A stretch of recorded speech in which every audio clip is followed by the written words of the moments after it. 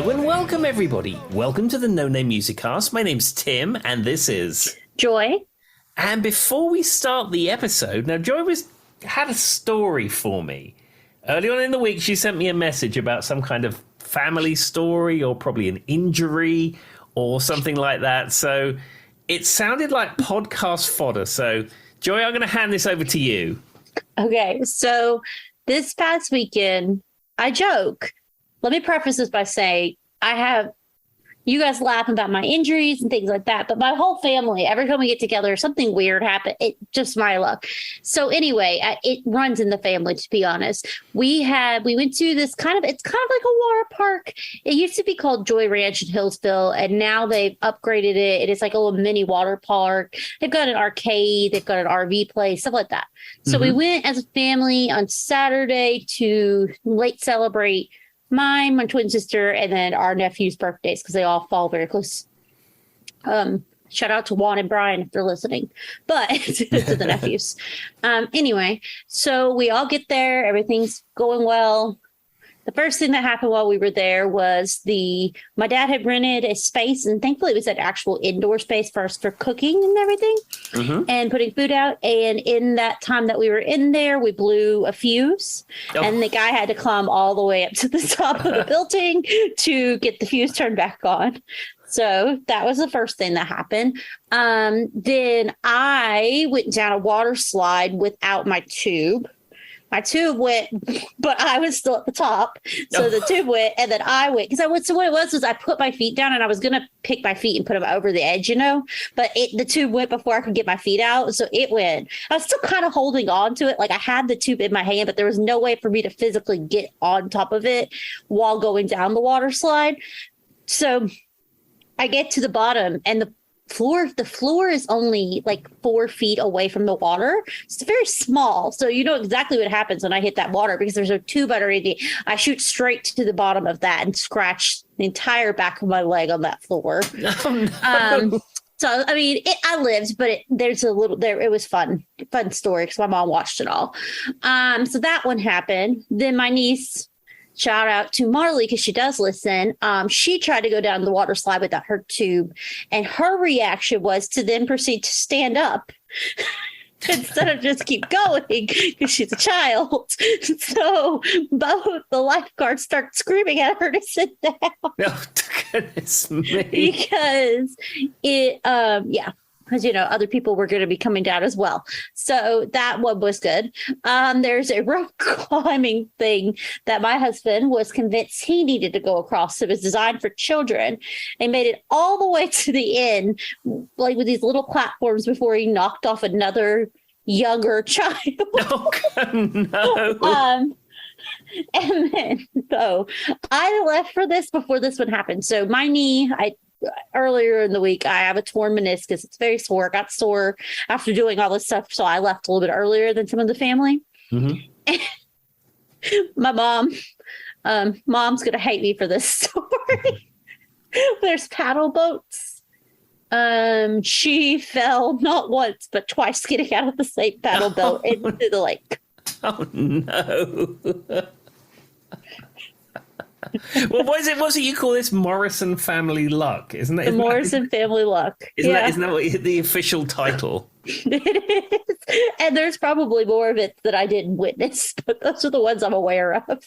Oh, goodness me.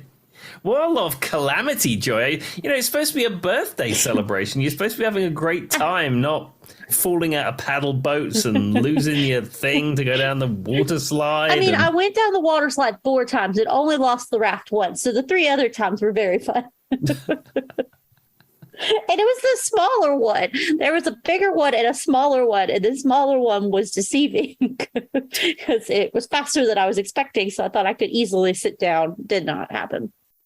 An almighty calamity. That's what all of this is.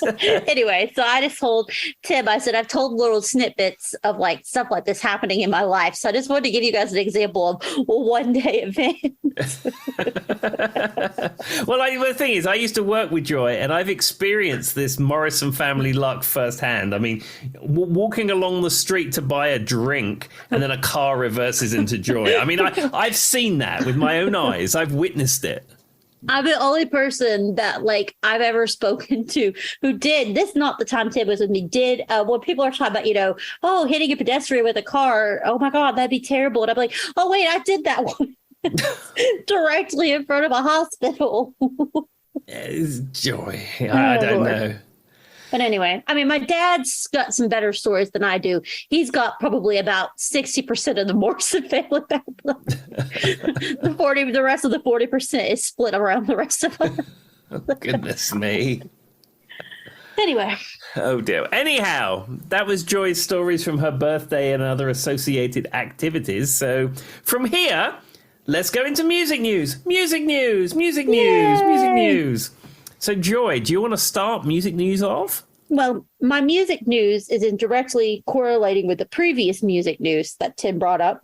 Mm-hmm. And that is about one Miss Britney Spears. She is doing a version of Tiny Dancer with Elton John. That's going to be coming out soon. Yeah, and do you know what? I think I actually saw that headline. I know Elton John, he had an album out recently where he was collaborating with lots of contemporary artists. And lots of, artists that are not necessarily music that I would listen to, sort of rap and dance artists. But, Elton is out there. He wants to be current and contemporary, and that's why he's working with those people. So I think this would be quite an interesting collaboration. So he did a song with, yes, I'm very excited. And I'm thinking since she's no longer under some of the control, we might actually get to hear her voice like we were hoping. Mm-hmm. We talked about in the last episode. I liked the song Elton John did with Dua Lipa.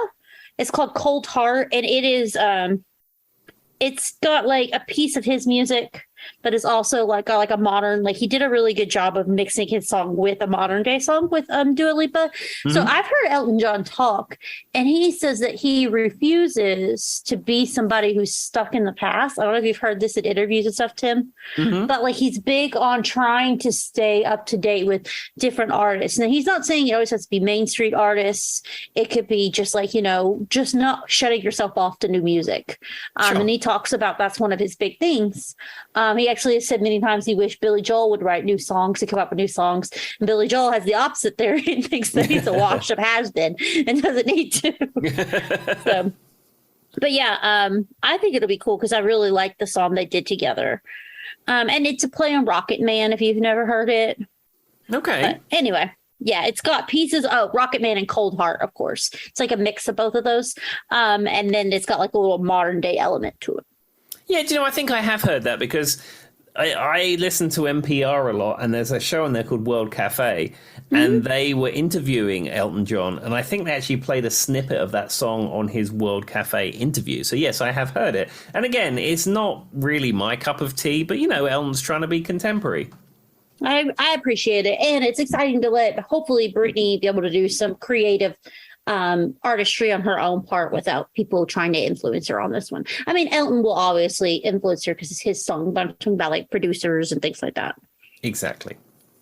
Well, there we go. Well, I have a couple of stories for you. First story is actually, it's pretty sad, actually. Mm-hmm. So you're familiar with the band Deep Purple?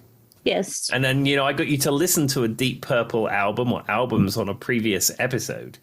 Now, as you know, the original guitar player for Deep Purple was Ritchie Blackmore.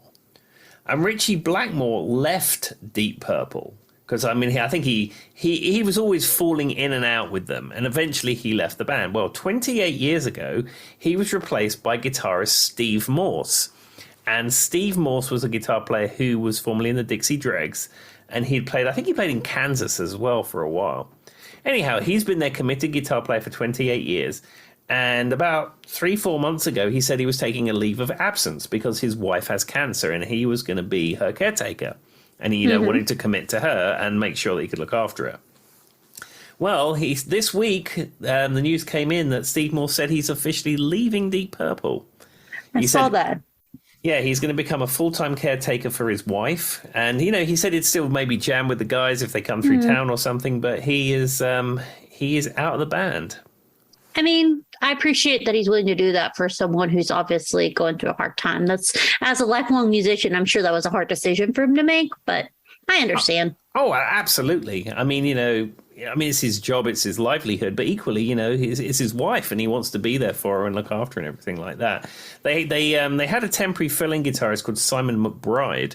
Simon McBride being Ian Gillan's guitar player when he occasionally goes out solo, and I think he played in a band with their keyboard player Don Airy, so he's in and around that world. I think it's assumed that Simon McBride will take over the guitar duties in Deep Purple. The Richie Blackmore ship has sailed. He is most certainly not coming back to Deep Purple. I think not only have bridges been burned, but bridges have been stomped upon and then, sold. Burned and then kicked down burned again. times. Yeah, that's never going to happen. But yeah, that was the news from the world of Deep Purple this week. All right. Well, I had seen that one, but I mean, it's kind of sad, but I understand. And on the flip side of things that are sad, this is actually quite joyous. I don't know if you've seen this. Joni Mitchell. Have you heard about Joni Mitchell this week? I have not. So Joni Mitchell, she had a brain aneurysm in 2015. I have heard that. Yep, she almost lost the ability to speak, mobility issues, the whole thing. It's a very bad situation for her. Anyway, she surprised everybody this week at the Newport Folk Festival, completely unannounced, performed an entire set of music. That's so awesome. It's kind of like Shania Twain. They never thought she'd be able to perform again as well. And when she performed, it was so iconic. It's so sweet to see that. Did you watch it, Tim? Have you seen the performance? I have seen it. And I mean, she was helped. Brandy Carlisle was the mastermind behind this. And I've seen most of the pieces of the performance. Some of the songs, like what's the song? Paved Paradise, put up a parking lot. I can't even think of the name. I don't know. I keep thinking of the remake by that one guy. Big Yellow Taxi. There you go. That took my baby away, Tim. The lyric was in my brain, and I was just waiting for it to cycle round. But yeah, I heard that, and that's mostly backing singers and Brandy Carlisle. And Gotcha. the lady's still recovering, and they had her in a big golden throne. Still cool though. It was cool, but I mean the fact that she's recovered to the extent where she can perform again, absolutely superb. And she played guitar as well. What song she played guitar on? I can't remember. I'm just curious. It's okay if you don't. I can't remember which one it was on, but just like This Train, she actually played a guitar solo on it. Well, I'm not familiar with that song, but that's still really cool. Yeah, but I mean, the fact that this was completely unannounced, and then she plays it. It wasn't just like sometimes artists will do a walk on and they'll play one song and they'll walk off. But no, this was an entire set of music. This was like an hour and a half of music. So was it a live audience? Yeah, Newport Folk Festival. So did they even know they were going to get her at all? No, it was, That's cool. It was just like, ladies and gentlemen, Joni Mitchell, and they're like, what? So these people all bought this concert ticket, not even expecting that. That's really cool. Because I mean, the thing about, like you're saying, when a guest artist comes out, you get like a 30-second clip and they're gone. Exactly, and that's the end of that. The Newport Folk Festival is where Bob Dylan played an electric guitar in public for the first time. Huh. I can't even imagine Bob Dylan really playing an electric guitar. I always see it with acoustic. It doesn't visualize for me. Well, it was a big moment in sort of folk music history because Bob Dylan had always had acoustic guitar, and he played at the Newport Folk Festival. And he famously played an electric guitar, and like the entire folk music world sort of turned itself, turned itself upside down. Dang, who knew it was going to get he was going to get tar and feathered for that one. And I think it was some kind of Fender Stratocaster guitar that he played, and it got sold off. That instrument got sold off a few years ago for some obscene amount of money because it was the one that Bob played at Newport. I mean, to be fair, the visual I have of him is that's kind of black and white with an acoustic guitar at all times thing. So it would be hard to see. Yeah, I think these days, I don't think Bob even really plays guitar live. I think he mostly plays keyboards, if at all. Yeah, I haven't really seen much out of him, to be honest. I couldn't tell you. Yeah, he came to Roanoke 5 or 6 years ago, and I saw reviews of the tour, and I thought, I don't know if I want to invest $200 and something in that. I've heard, we won't get into the debate, but I've heard he puts on a very interesting show. Yeah, and apparently if you pull out your phone, you get ejected. Instantly, there's a button, and then you just go flying like a cartoon character. You know, like in Knight Rider with the ejector seat, it's like that. Bob has a button on his piano. He presses it. Ding. That's why he doesn't even bother with the guitar anymore. He's got to be close to the piano. Lord. I mean, in the middle of a concert, it's not really, there's so much going on. You know what I mean? It's not like you're in like a Broadway show or something. No. I wouldn't be bothered by someone bringing their phone out. 90% of everybody's recording anyway. That's true, but there are some artists who prefer that you don't do it, so you just enjoy it in the moment. And I know when Kate Bush played her last concerts in London, which was maybe 10 years ago or so, I can't remember. She's probably going to be re-going because she's all famous again. Absolutely, but she asked the audience, you know, she said, please don't film this. I really want you to enjoy this. I want you to be to be attending this and not be fiddling with your phone the whole time. And I think the audience basically respected that. Well, and I agree. I try my hardest if I am recording to make sure that I put it down and I focus in the moment for at least 70% of the concert. Because, you know, sometimes you do want to take a video and remember this and you'd like to listen back to it. But I've also learned some of these really big shows, Tim, you can just go on YouTube and rewatch it at any time. Well, that's the thing, because someone has already done it for you. Exactly. Well, even like the concert that you were at, like when I saw, I don't know, maybe the Used. I just literally put in Charlotte the day the Used. Guess what? Someone recorded and put it up for me. Yeah. And their video was much better than mine. Exactly. I mean, if I go to a concert, I like to take photographs typically. I'm not one for taking little video clips because, like you say, you can get it up on YouTube. But I'm an avid photographer, so I like to take photos to remember my trips and the concerts and stuff like that. The other problem is, and if you're anything like me, you're probably screaming whatever the lyrics of the song are the entire time. So all anyone who listens to that video hears this joy, like, nothing on my back. That's all overwhelmed. So, like, is it really worth it? When Hannah and I went to see Joe Bonamassa at Roanoke Civic Centre, there was a lady at the front, and I don't know who this lady is. But every time we go to a concert that's vaguely rock or blues themed, she's always at the Civic Centre. And it's like, we look out for her. She's somewhere near the front, and she's a little bit older and blonde, and it's very obvious it's her. So we was pleased when we saw Joe Bonamassa that she was there. So we'd made our evening already. But she had like some kind of Samsung Enormo phone. I don't know what one it was, but it wasn't a tablet, but it was the largest of the Samsung like a tablet phone, tablet thing, phablet, whatever you call it. And she was insisting on videoing lots of this concert. However, as Hannah pointed out, she'd hit record and then she'd go, oh, hey, great. And then you could sort of follow the little screen and it was just blur. That's what I'm saying. And then you just hear her yelling. You don't even hear the artist on stage. We just have visions of her waking up the next morning with, 45 minutes worth of footage of her just like screaming her head off and like blur. And about every, I don't know, 1 second out of 2 minutes, you might see the corner of Joe Bonamassa if you're lucky. Yeah, I mean, she's living her best life, Tim. He'll figure it out. Well, there you go. That concludes music news, ladies and gentlemen. That's a very long music news. Okay, so we're going to get into this week's topic, and it's my turn to pick the topic this week. Now, this is a topic which I've felt is long overdue. This is something that we've hinted at, spoken about. It's been on a bingo card. I don't know. It's something that I feel binds the No Name Music Cast universe together. So, ladies and gentlemen, for the first time ever, I'm presenting the topic this week, which is the London Borough of Hounslow. Yay! I was like, it's either that or Stevie Nicks. So there are a number of musicians and celebrities that hail from the London Borough of Hounslow. I am not originally from the London Borough of Hounslow because I was born in Frimley and then I lived in Mitchett, which is sort of to the west of West London. But I lived most of my formative years in the London Borough of Hounslow. But before we get into the musicians who come from this area and some songs that we can discuss, Let's just give you a little rundown for all you fans out there, especially because we have fans, as you know, all over the world. We have a list. I noticed the last episode was downloaded by someone in China, so I'm sure they're going to be very excited to hear about Hounslow.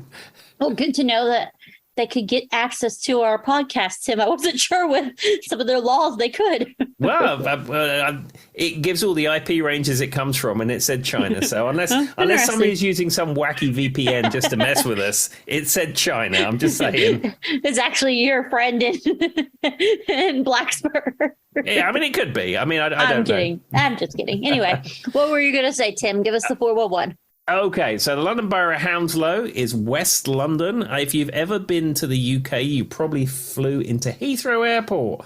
And Heathrow Airport is in the London Borough of Hounslow. So if you've ever been to Heathrow, you've been to Hounslow. So you're already ahead of the game with this. So it is a London borough, and it has 5 towns in the London Borough of Hounslow. You have Feltham, which is where I used to live. Hounslow, where I lived previously, Isleworth, Brentford, and then there's the posh bit, which is Chiswick. I lived in Chiswick for a while, but that's the classy end, if you will, of the London Borough of Hounslow. You didn't feel like you fit in, Tim? Well, it was fine. I used to share a house with somebody in Chiswick. It's fine. It's very nice. Is it expensive to live there then? Very expensive. I mean, property prices in West London are absurdly expensive generally. Yeah. But certainly Chiswick is the top end of that. Yeah, I can't even imagine trying to figure out because like from what I've seen, the housing prices in the UK, it's almost as bad, if not as bad as it is in some of our major cities in America. Oh, it's far more expensive. I mean, certainly, Crazy. you know, if you look at Midtown Manhattan and compare that to Feltham, I mean, it's different. But I mean, you know, for somebody a comparable area, a London suburb just outside of a major city, it's going to be a lot more expensive to live in in London Borough House, especially Chiswick. Well, and it's going to be, you have a very limited area.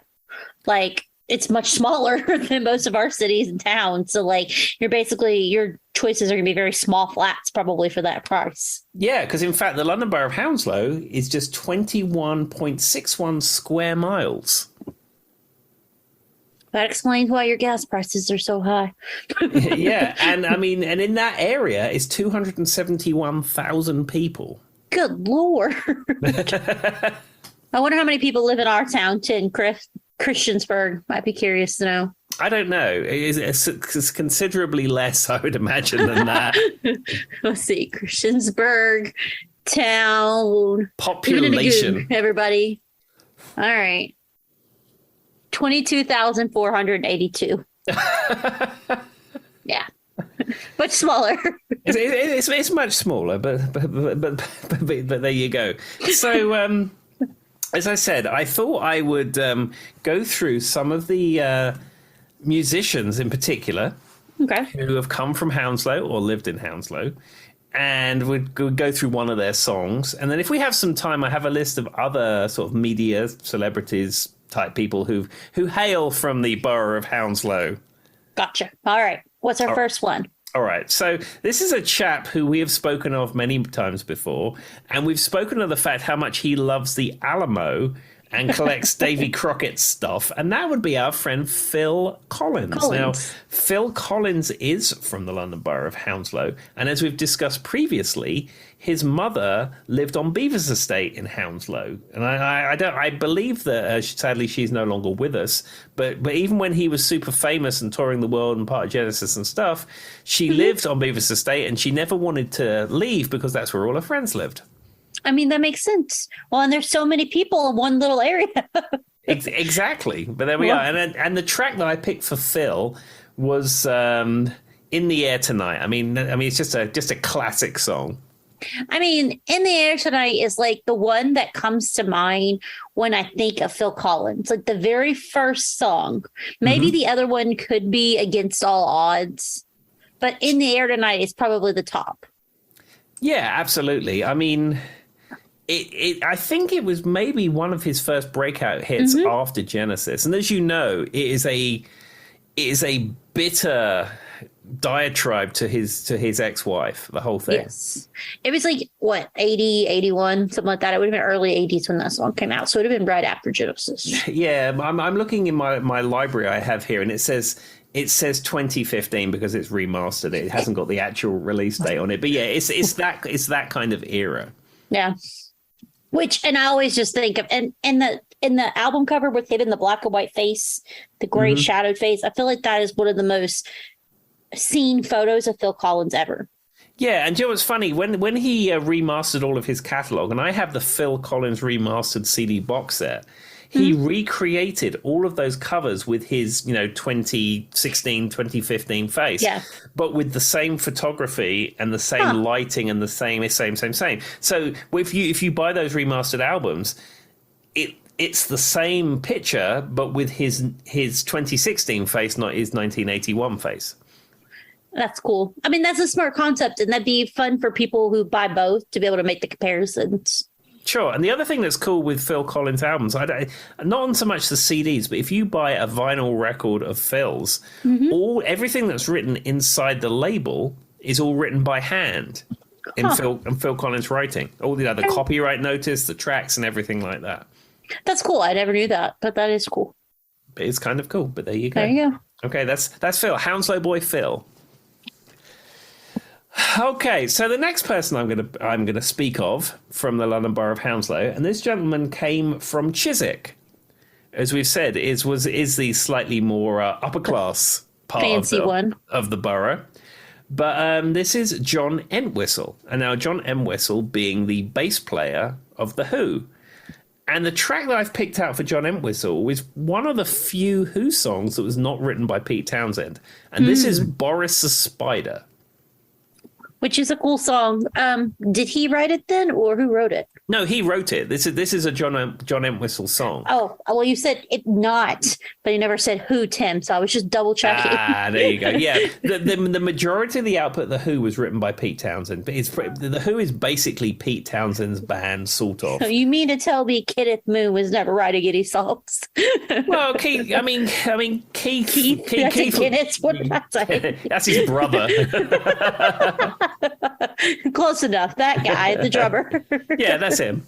Yeah, I mean, all of the members of the band contributed, but I mean, like, if you, I was just kidding. Yeah, if you listen to like any of the Pete Townsend demos of Who music that he would bring to the band, the demos are almost the finished product. Yeah, I've heard that about him. I mean, Pete plays drums, but he doesn't play like our friend Kenneth Moon. And he's now known for Kenneth forever. Yeah, and Pete plays bass, but he doesn't play bass like John Entwistle. But when he bring those demos to the band, of course, everyone plays their parts, and that's the Who's music. But it's just remarkable if you go on YouTube and you find those old Who demos, how almost the same they are as the finished product. And that's just his demo. That's the thing he's made at home, ready to present to the band. That's crazy. I've heard that about him, but I've never went back and looked. I will say that, I mean, that doesn't surprise me because some of their songs kind of have a more raw sound to them, I think. A more original kind of, it's not like grunge, I want to say, but there's something unique about their sound. So I wonder if that's part of the reason he was able to do that is because they have such a specific sound.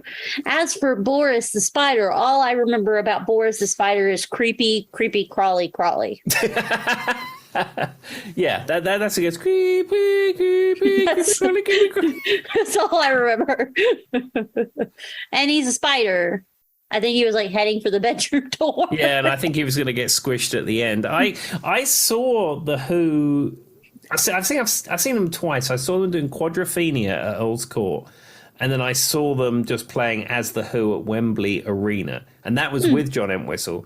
And if I remember correctly, the John Entwistle concert, when John Entwistle was there at the concert, when I saw him the second time, I think they actually did Boris the Spider. Huh. I mean, that'd be cool to see live, I would imagine. It's an interesting song. It's different than the rest of their music for sure. And if you've never heard it, give it a listen. Unless you're really scared of spiders, then maybe not. Exactly. And John Entwistle, he always seemed the sort of calmer member of the Who. And because you had John Entwistle and Pete Townsend, there's all kinds of hell raising going on and driving Rolls Royces into swimming pools and Kenneth Moon and all that stuff. But apparently, John Entwistle, especially later on, he was the main hellraiser. He was an alcoholic, but his drink of choice was vintage wine. So he'd be drinking these $2,000 bottles. Was he from that fancy borough you were talking about? Well, he's from Chiswick. I mean, what do you expect? Yeah.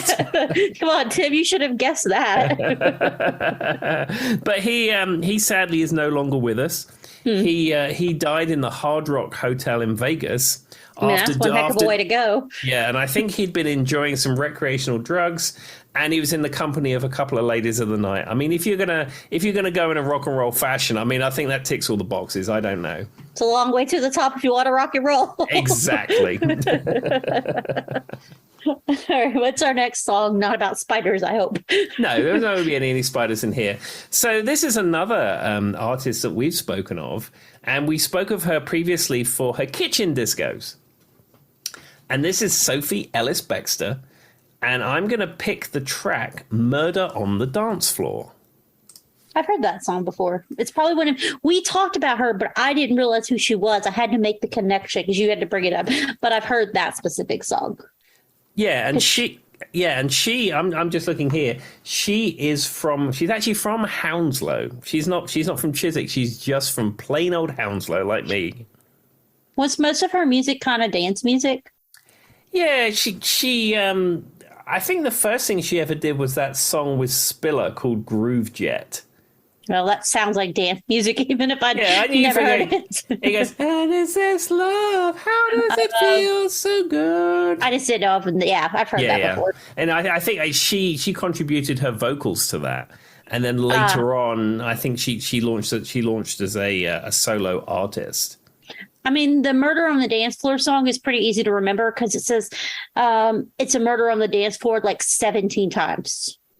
Well, of course. And every opening subjective verse may say it's a murder on the dance floor. So what you're basically saying is that Sophie Ellis-Bextor is pretty much saying that the dance floor is a crime scene, an active crime scene. Something about the DJ's got to burn this down, and the dance floor is a murder scene. Yeah, so effectively this song is arson and a murder. You be careful, Tim. If you ever played this in a dance break at one of your moose lodges, it might bring out the rock at one of the South West Virginia VFW. I seem to remember playing it when I was in Moroccan So in the breaks, but it's fair to say the VFW hall in Giles or whatever, I don't think they've heard of Sophie Ellis-Bextor. I mean, I'm just assuming.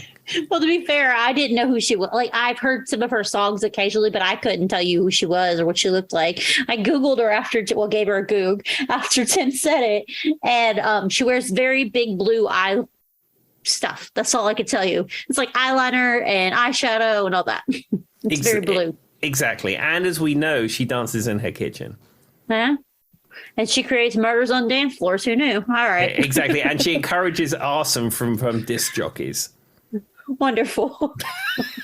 And if you listen to this, sorry. I'm pretty sure what I had to say, and I butchered her name the first time too. Yeah, we apologize to you, Sophie Ellis-Bextor. We love you really, and I really did enjoy your kitchen discos. I'm just saying. We'd love to have you on the show. All right, next song, Tim. Move it along. Okay, so I'm going to pick out "Smoke on the Water" by Deep Purple. And the reason I'm picking out Smoke on the Water by Deep Purple is the lead singer, Ian Gillan, is from Chiswick. Look at that. The fancy area. Does he like high-end wines? I don't know. I mean, he's been in and out of Deep. I mean, he's been consistently in Deep Purple for a number of years now.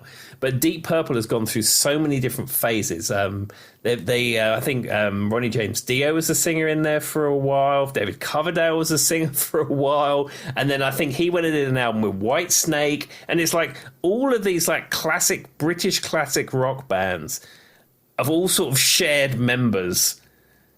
Black Sabbath as well. I mean, they're going to be able to do it. So, like, I get it. I hire people for a living. If they've already done it, Tim, you'll know they'll be able to do it again. Right? But he predominantly has been the singer in Deep Purple, as I said, for the last number of years. Actually, since looking here, 1992. Consistently the singer of Deep Purple, and they continue to tour and play. And as we discussed in music news, I said Steve has recently left Deep Purple, but they have album writing sessions booked and they have gigs booked, so they're still out there getting it done. The chap's 76 and he still sounds good and he still looks good. I mean, it's all. I mean, Tim, is it going to really be that hard for them to find somebody to step in the other guy? I mean, the other guy's great and they might not be as good, but if you're a musician and someone goes, hey, you want to become the newest member of Deep Purple, are you really going to say no?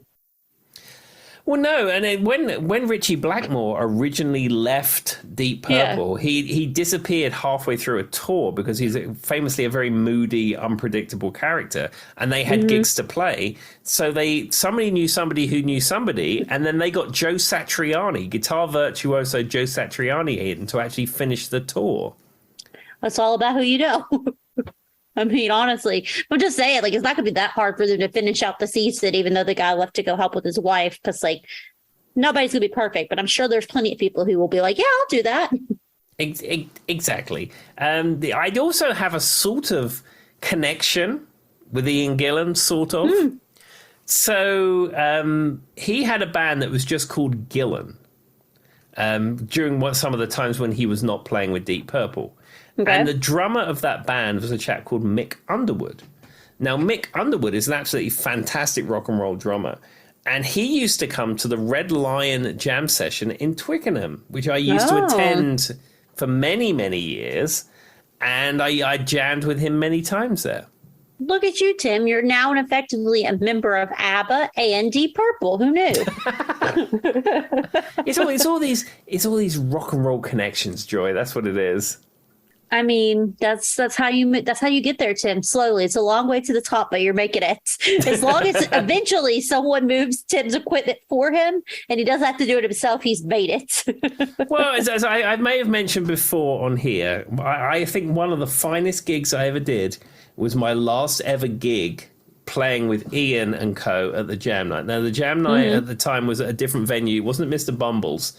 It was a place called Ye Old Swan in Burnham. We moved across a few different venues during the tenure of being in that band. But that is the last venue I played at before I left. And they actually went to Bumble's not long after I came here. So have you ever been to Bumble's? Yeah, many times. I played gigs in Bumble's. It's on the rotation of places that bands play. So I'd been there before. It's part of the circuit. Yeah. So my very last jam night I ever did at the Old Swan with the Freak Jam band, I'd already pre-sold my equipment. I'd pre-sold it to a guy called Adam from a band called Blackshot Rose. We already agreed on the sale, and he was going to come and get it. And I played the gig, and a lot of people came out to see me. It was really nice. The place was packed, and we went over time and all this kind of stuff, and we finished the night.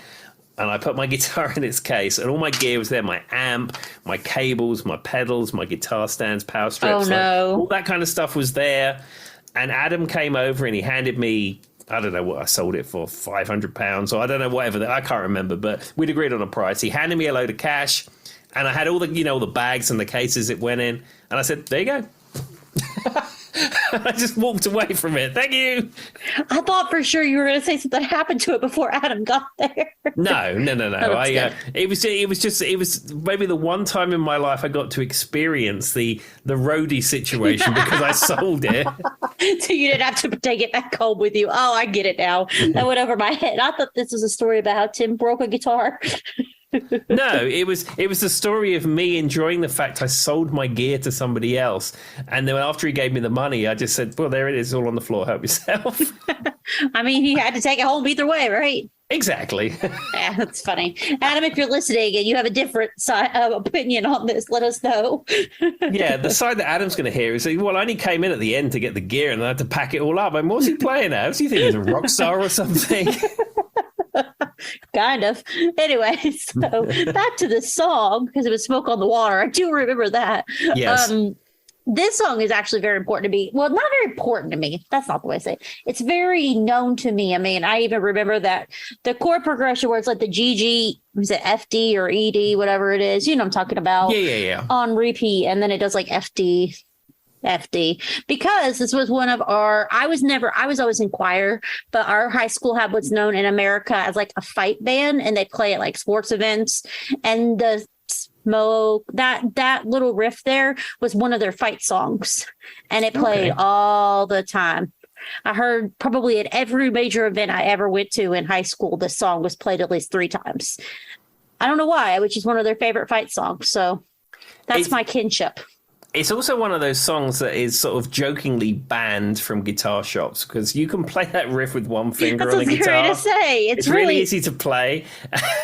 And like in Wayne's World, it famously says no stairway. I've seen similar signs in guitar shops that say no smoke on the water, or £100 fine for smoke on the water. And I've gone into guitar shops where I know them in there. And I've, wanted to buy a piece of equipment, which was, probably, not cheap. And for my own entertainment, I will play Smoke on the Water on it. So, I mean, that makes sense, though, the more I think about it, because it is that GG, FD, FD, FD type, you know what I mean, DF thing. Of course, they would play it in a high school band, because you've got, many different musicians at different levels, because you got different people at different grades. It's an easy song for everybody to play. Think about it. Now that you said it, it makes complete sense. Exactly. You got varying level of musicry of like 30 people. See, Tim just solved a mystery for me. I do what I can, Joy, Now I'm going to have to send Tim videos of me just playing that on repeat on the ukulele just to get on his nerve. That's funny. The one that I heard too many times is the one that shouldn't be named, from that state called Sweet Home Alabama, because everybody on their guitar in Southwest Virginia can play that. The D, C, and G song. D, C, and G. You mean the most basic of all the things. What is it, Joy, with confectionary songs? Anything which has a confectionary element? It just works in Southwest Virginia. I'm not sure. Why don't you say Southwest Virginia, but every cover band in England plays them as well. Maybe it's international at this point. I just have PTSD from hearing it in Southwest Virginia. We don't play it in my current band, but in my band I was in previously, someone would suggest it, and I'd be like, we have other options. Absolutely not. I will throw myself off the stage right here, right now. Because the thing about it is it's kind of like what you were saying with Smoke on the Water, though. We were saying it's very G, G, F, D. It's pretty simple, right? Mm-hmm. Maybe it's just because you have varying, when you're doing cover bands and you guys are moving, your drummer goes over here and then the bass player comes over here. I imagine that's how it works. It's like the NFL draft or something. I don't know. But I just imagine that it's just an easy song that everybody knows. So it just catches on, and then they take it from your band and teach it to that band, and it just goes on forever. Yeah, it doesn't help that classic rock radio plays it every 4th song as well in the United States. Well, Tim, didn't you know that every person who ever is into classic rock knows 3, maybe 2 songs from each artist? And I do think that most of the notes in every one of those songs are C, D, G, and F. So, maybe it's just I think you're actually onto something there. Insert Kansas or something right here. Anyway. I'm kidding. There's plenty of people who probably know way more. And actually, I'm one of those people. I don't care if you only know 2 songs from the band. If you like those 2 songs, then like them. There we are. But sort it out, classic rock radio. With your 12 songs on a loop, what's that all about? At least go up to 20. Oh, goodness me. One day, Tim was like, he played it. It was just kind of like a little joke. He was writing me when I used to work at the same company he did, and talking about listening to NOV Rocks or whatever. Mm-hmm. And he goes, I'm going to make a bet. It's going to be what, song A or song B? And then him and Chip turned it on. It was song B. Yeah. WROV, the Rock of Virginia. I remember when I came here to visit before I lived here, and I thought, what a great radio station. They're playing all this great stuff. There's no terrestrial radio station in London that plays anything like this. This is amazing. And then you put it on the second day, and you're like, oh, it's back in black again. It's like, oh, it's Layla again. Oh, it's White Wedding again. Oh, look, here's Don't Stop Believing for the third time this week. Yeah, exactly. Yeah. I don't know why, though. I mean, I guess it's just those are the most popular songs that everyone knows.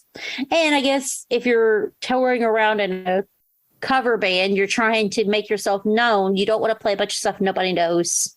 That's pretty much all it comes down to. Exactly. But I will say, if anyone listening who programs classic rock radio, just sort it out. Just play something new. Put at least like 12 more songs on top of the current 12. Exactly. I'll give you a list if you need it. All right, what's the next song, Tim? Okay, so this is a 80s band, and I don't know whether you will have heard of them. Eighth Wonder. Are you familiar with Eighth Wonder? No. They had the eighth wonder of the world? Yeah, and they had a song called I'm Not Scared.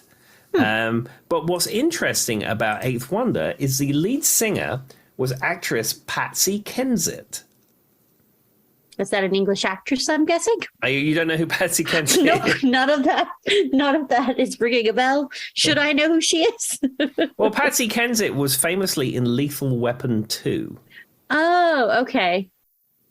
Then I have seen her before, but I wouldn't know her by name. Yeah, and she was in the band Eighth Wonder for a number of years in the 80s, and they had that song I'm Not Scared, and another song called Cross My Heart. She was a model, she was an actress.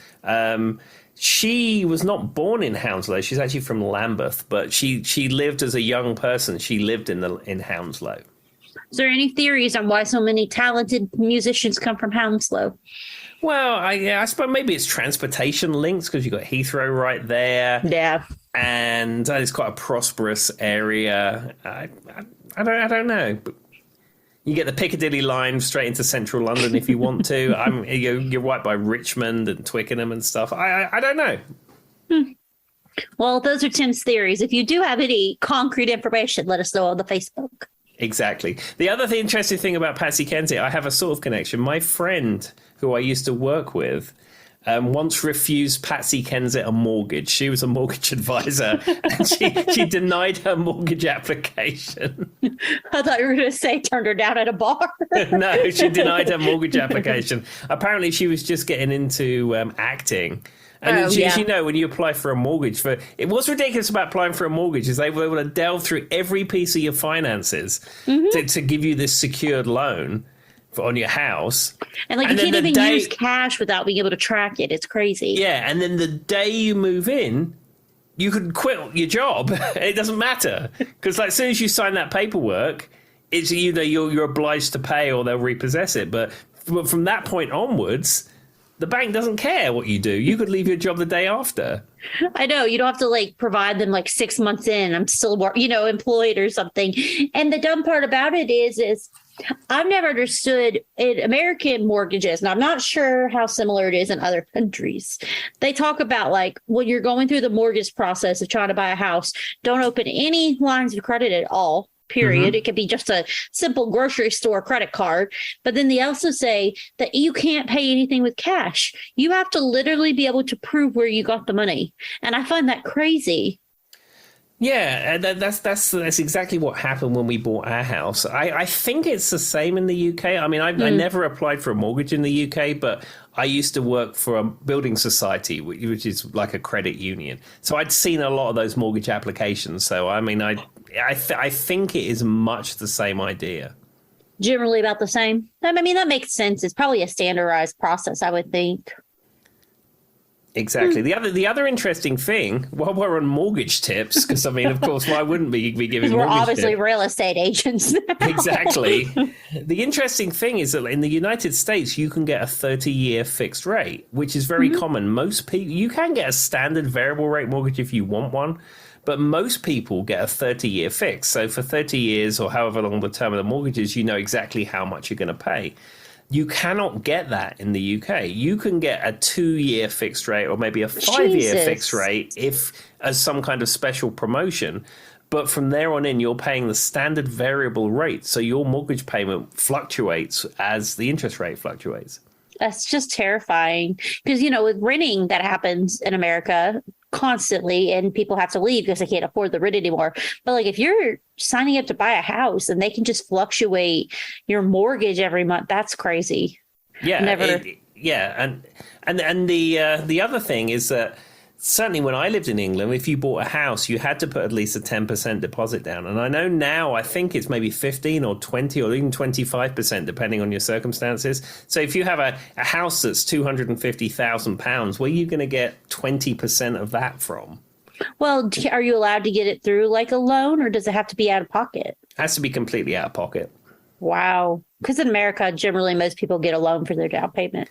Yeah, or like we did, is that there are lots of there's lots of things for first time buyers, depending on where you live, where you can get a mortgage without a deposit. Yep, and there's like it's called VA. There's, if you Google it, like 10 of them come up, and depending on your circumstances or race or anything in America, can qualify you for that kind of stuff. Yeah. And I mean, ours was a rural development loan because this area, it's built up, but it's classed as rural. So we was able to get a very good deal with our deposit because of that.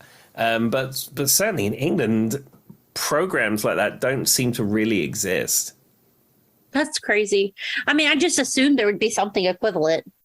Not really. And that's why a lot of people in England really struggle to purchase houses because, they're paying their rent amount, which is a high amount of money. The mortgage payment would probably actually be less than that. But, the rental payments doesn't count against their being good enough to qualify for a mortgage. And the housing is so expensive, and then you have then where you're going to get £50,000 as a deposit. It's just the whole system is stacked against you. Well, here's my question: is buying a car in the UK similar? No, it's straightforward. Okay. I was wondering if there was a secret on that too. Now, we're about a music podcast, so maybe we should go back to we spent a lot of time discussing the housing market in America and the UK. Lord. Somebody's sitting there going, what was I listening to again? Okay, well, let's bring this right back to music, Joy. What do you think? Shall we talk about some music or something? At least Boris the Spider can come back or something.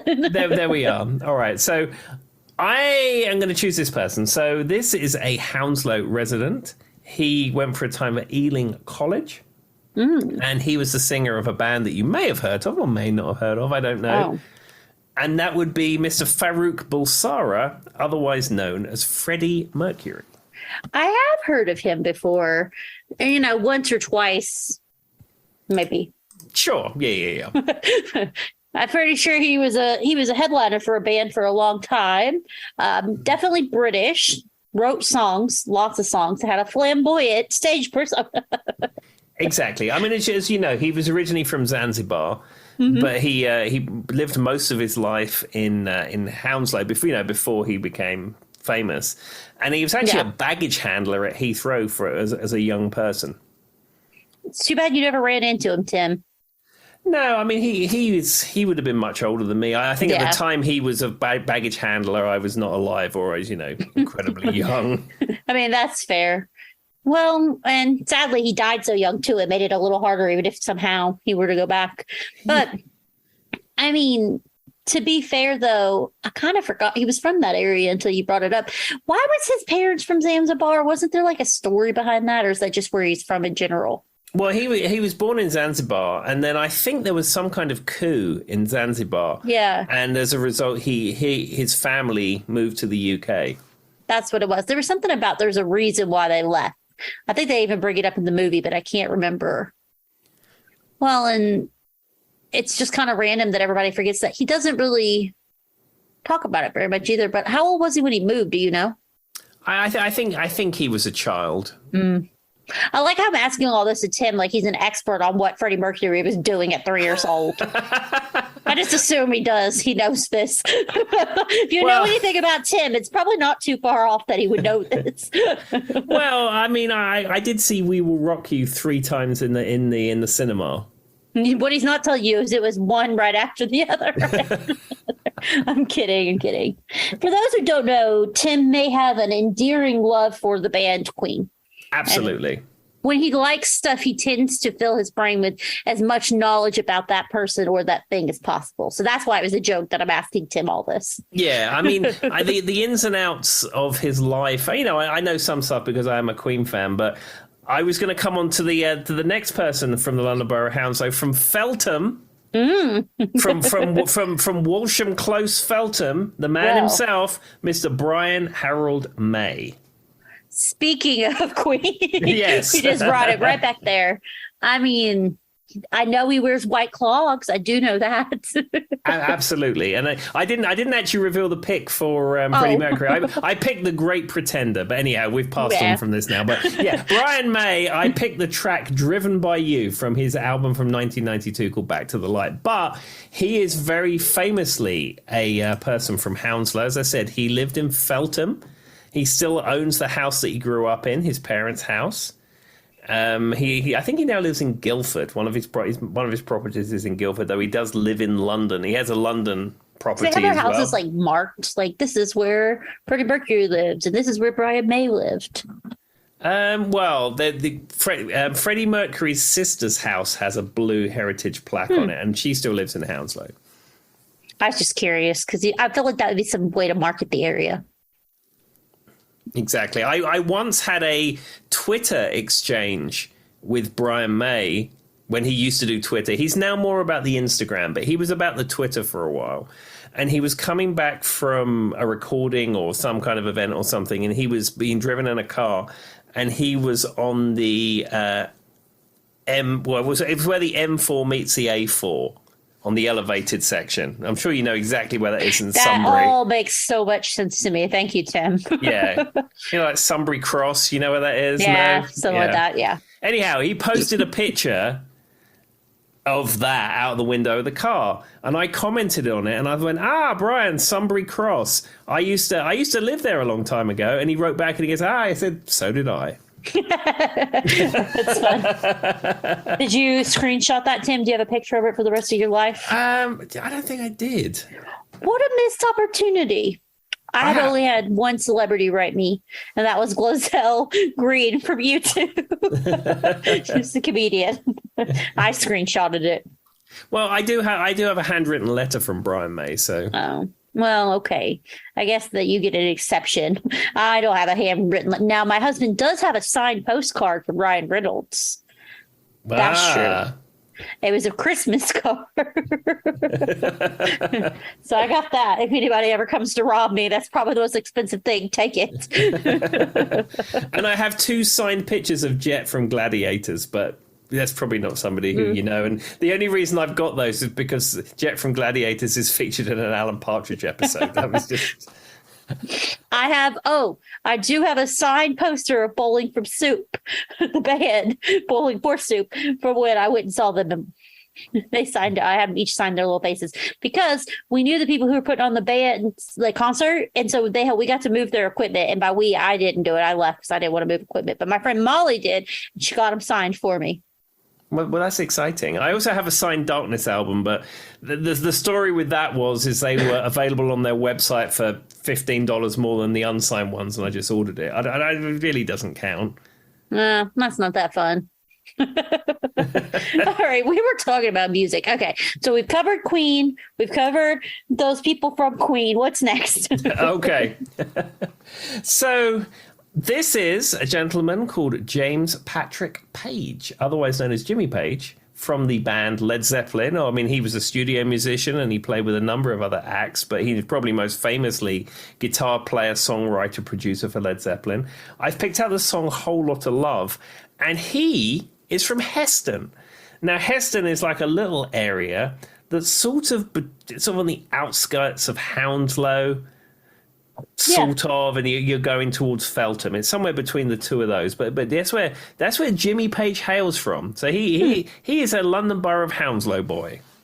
I will say, so Jimmy Page is one of those people that looks like the kindest old guy ever.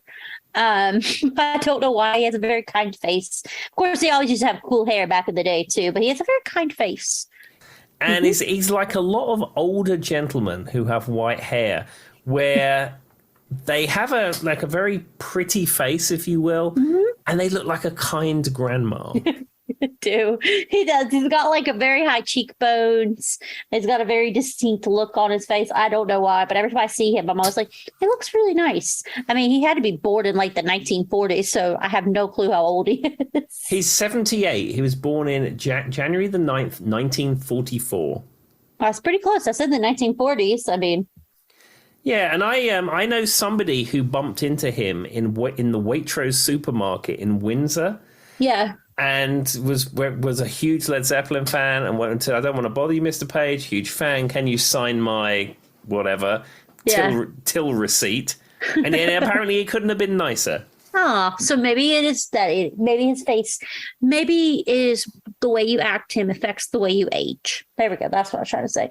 But I mean, he's like the reason I knew he had to be pretty old was he was in the Yardbirds, right? Before he was in. Oh yeah. And he was a very famously a session guitar player before the Yardbirds. Lots of music in the 60s contains Jimmy Page's guitar work and production work.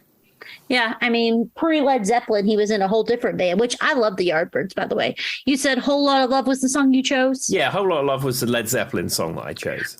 When I was in high school, I had an orange shirt, and all it said was Whole Lot of Love on it.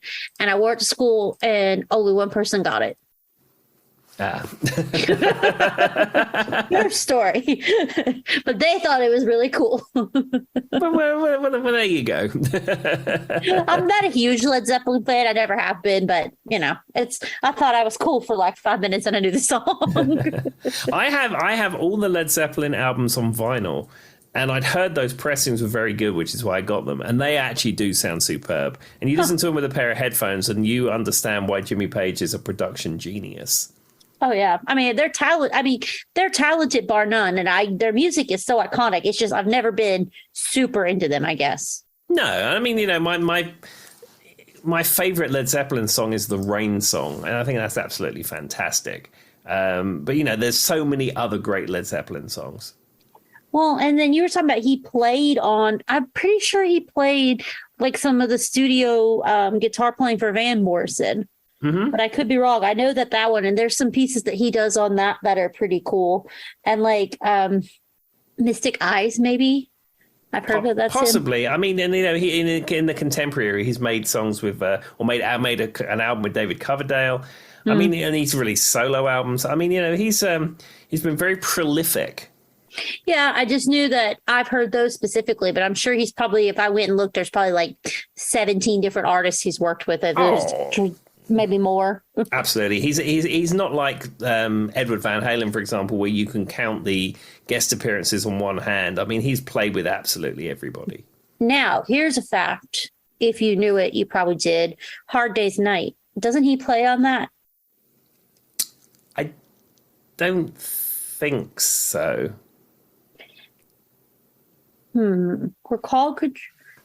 I swear he's somehow associated with that in some way. Well, Joy, this is a no-name music house. First, I'm going to give this a goog right now, live on air. Like Hard Days. I'm going to cry if I'm wrong because I swear I've heard he played on it. Could be some rumor the internet made up though, and I just believed it. Blah blah blah blah. It's the famous opening chord. Personnel. Here we go. John Lennon, Paul McCartney, George Harrison, Ringo Starr, and George Martin. But then what was it? I'm Googling Jimmy Page. Hard Day's Night. I swear. Oh, I wrote Jimmy's Hard Day Night.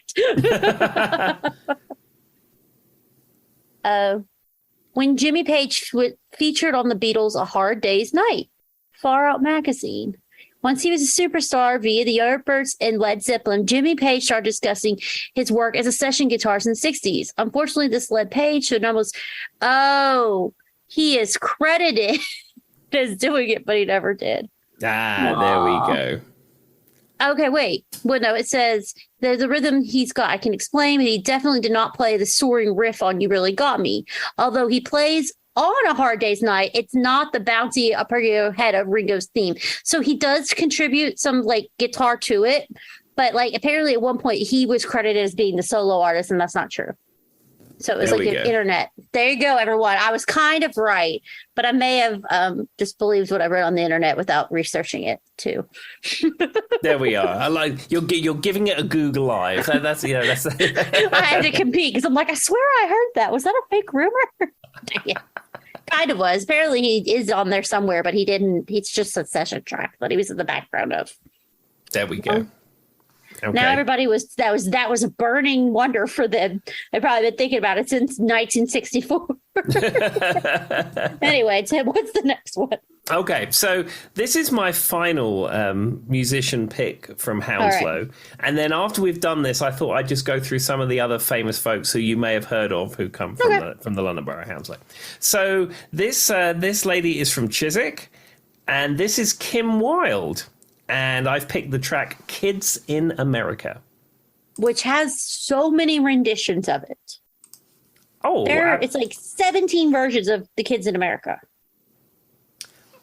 No, absolutely. And in fact, I've recorded this track with Moroccan Soul. And if you want to go on YouTube, you can actually pull up my version of Kids of America that I did with Moroccan Soul. And it's a really good song. See, I didn't even know Tim had a version. Make it 17 versions. And what's unique about Kim Wilde, she is the only person in Knight Rider, Knight Rider fact. So Knight Rider mostly, as you know, as we discussed in our Knight Rider episode, only played sound-alike tracks because it was cheaper to have sound-alike tracks than have the actual artists. Not only does Kim Wilde's original track appear in the season 4 Knight Rider episode, she actually appears on Kit's monitor screen. Huh. That's cool. That's what I'm saying. When Tim loves something, he knows weird facts that might seem strange to the rest of the world. And she is the only person to appear in Knight Rider and Vic Reeves's Big Night Out. See, no one else would have thought of that. I will say, though, so I guess this is probably bad of me, because it's about we're the kids in America. I don't know that I ever realized she was British till now. Yeah, she's from Hounslow. It's just interesting I guess this song was probably pretty popular in the UK then, too. Yeah, it was an 80s track, and it was incredibly popular. Well, it's like that new wave kind of sound. And I will say it does have one of the coolest intros, which is why I think it works so well in movies when you hear like new versions of it. Because like the one that comes to mind for me is there's a more modern day version. I'm embarrassed. There's a cartoon called Jimmy Neutron when I was a kid. Mm-hmm. And when they take off on rocket ships to go do something, save the world-ish, that's what starts. It's like coming out a dirty old window. And they're like taking off. And then, it's where the kids, and it's used so many times to establish like kid kind of things in America, mm-hmm. like teenagers rebelling or their first this. So I guess it never really dawned on me. Maybe she was British. There we are. See, now you know. I mean, I don't think that I ever thought about it either way, but now I do know. Did she have was this kind of a one-hit wonder, or did she have a pretty sizable career? No, she had a reasonable career. I'm trying to bring the other tracks up, but yeah, there were a number of tracks that she had. She certainly was not a one-hit wonder. Well, she would have been like new wave pop kind of thing, I would imagine. So that'd have been popular in the early 80s for sure. Sure, absolutely. Well, I love that song, but I do think there's about 47,000 versions. It's kind of like Hot Time, Summer in the City, that song, mm-hmm. Loving Spoonful. There's so many versions of it, and it's always to establish in a movie that it's hot in the middle of New York City.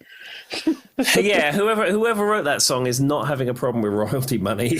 Well, I don't know if the Loving Spoonful wrote their own music or someone wrote it for them, but that song's probably been used. Oh my gosh. If you went on IMDb, it's probably at least 37 movies, easily.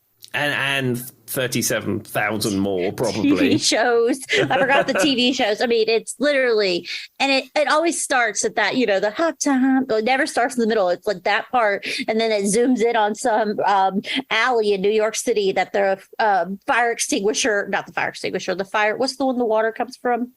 Fire hydrant. That one. I mean, ultimately, I will to give you credit. Ultimately, the fire hydrant is a fire extinguisher because the fire engine would connect to it and then it puts the fire out. Oh, yeah, I pointed out they're red, but typically extinguishers are red too.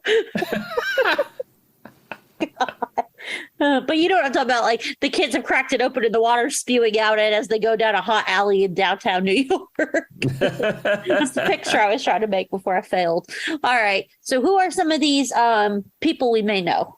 Okay, so these are not musicians, but these are people who hail from the London Borough of Hounslow who you may or may not have heard of. So All right. the first one is David Attenborough, the TV wildlife broadcaster, and he was born in Isleworth. You're I mean, familiar I've with- heard the name, but I don't really. I'm not big on my TV. I mean, what did he do exactly?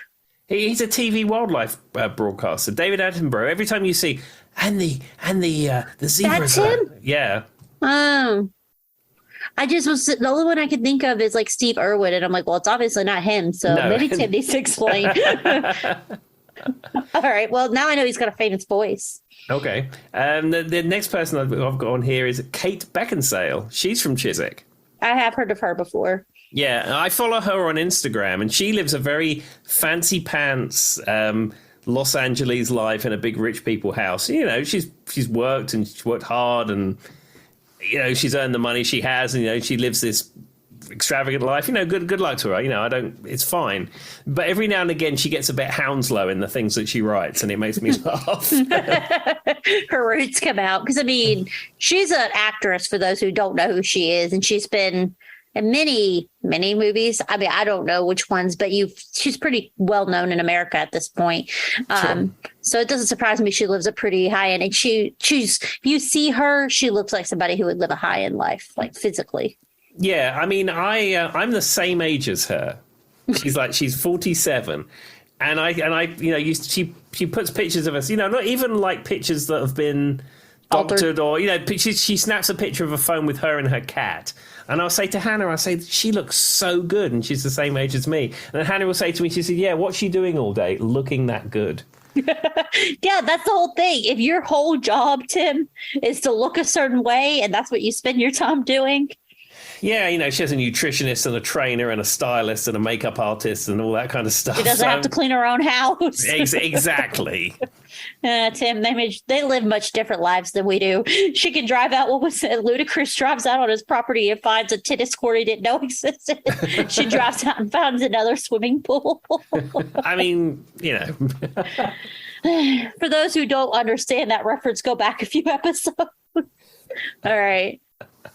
Another person from the London Borough of Hounslow is no one that you will have ever heard of, but I'm going to say it anyway. Keith Chegwin, who used to be on Cheggers Plays Pop, and he also used to be on Swap Shop, and he famously did that program on Channel 5 when he was naked, and it ruined his career. You don't know who that is, but I just wanted to say Keith Chegwin was from Isleworth. Well, that will mean something to someone. I'm not the someone. All right. All I got was guy ruined his career by being naked. on a Channel 5 program, a game show. How did that get? It doesn't matter. It's because, as we've said live? before, after 9 o'clock in the UK, it's like HBO. It's really pretty much anything goes. So was it after 9? Because we have like prime time where it gets PG-13, but you know ours not till 1 a.m. here. Yeah, no, I think 9 o'clock is the watershed on UK broadcast TV, and then, like I said, it's like HBO. Pretty much anything goes, and it was a one-off TV show that Keith Chegwin did, and it used the same set as some kids' TV program, but everyone who did it was nudists, and it was like it wasn't like sexy. That's kind of in bad taste, though. Yeah, it wasn't like sexy or anything. They were just nudists playing a game show. And it was just, and everyone, it was a one-off show, and Keith Chegwin did it, and he basically regretted it until the day he died because he said it's just why did I do that? Well, I think it's the whole thing that you said. That? It's a kind of a makeshift version of a kid show. That's where it gets a little weird. Yeah, it was weird, but it was on Channel. All right, Channel 5 was it's a TV channel that came online long after all the other ones did, and they were trying different things out. And who approved that premise? Anyway, okay. Well, now that I learned more about whatever that guy's name was, Keith Chegwin. God, how could I forget? Are you sure it wasn't Kenneth Chegwin? No. Tim's like, that's pretty good. All right. Was there any other famous folks? Yeah, you've got Hugh Grant. I've heard of him, yes. He lived in Chiswick as a child, and his mother was my French teacher at school. That's random. I think I may have said that before. And we'll finish off this list with Bernard Lee. He was born in Brentford, and you would know him as M in the James Bond films. Oh, that's cool. I mean, very British, makes sense. Exactly. I don't know what else to say, but it makes sense that he would come from that area. But there you go. And also, actually, before we close this out, this is an interesting fact for you. Vincent van Gogh lived briefly in Isleworth. Before or after the ear? Do we know? I don't know. I mean, I don't know whether the ear removal happened in... Maybe that happened in Isleworth. I don't know. It's a good thing for you to look up later, Tim. Important information for you to know in your everyday life. Well, you know, we have a lot of breaking news on this podcast. Sometimes it's up-to-date music news, and sometimes it's news from 1670. Or just Joy going, so why did Freddie Mercury move? I don't know. Is there something? Real cutting information here. God. But there we go. That wraps up the big Hounslow episode. I would like to thank Saz for putting Hounslow on the bingo card, which was the inspiration for this episode. And I really hope nobody was playing a drinking game to this episode. Yeah, if you decided to play a drinking game to this episode, you're probably not listening to this right now. You're having a great time or asleep. We probably should put a trigger warning at the beginning of the episode. All right. And with that, bye. See you later. Bye-bye.